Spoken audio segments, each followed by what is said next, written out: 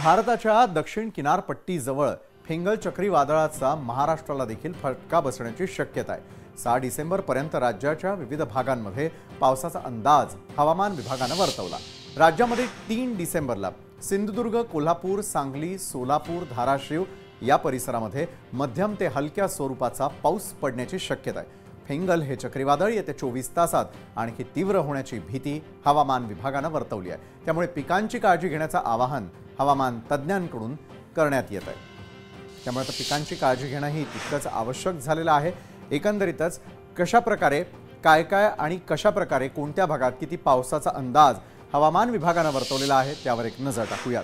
यामध्ये मराठवाडा पावसाचा अंदाज कुठे आणि किती। मराठवाड्यामध्ये हिंगोली, नांदेड, परभणी, वाशिम, बीड, धाराशिव आणि लातूर या ठिकाणी पाऊस पडण्याची शक्यता।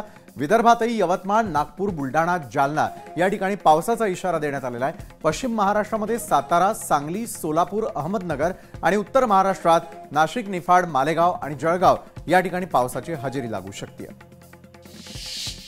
तर पावसाचा अंदाज तर आपण घेतला। लोकशाही मराठी ऐका, पहा, जागरूक रहा।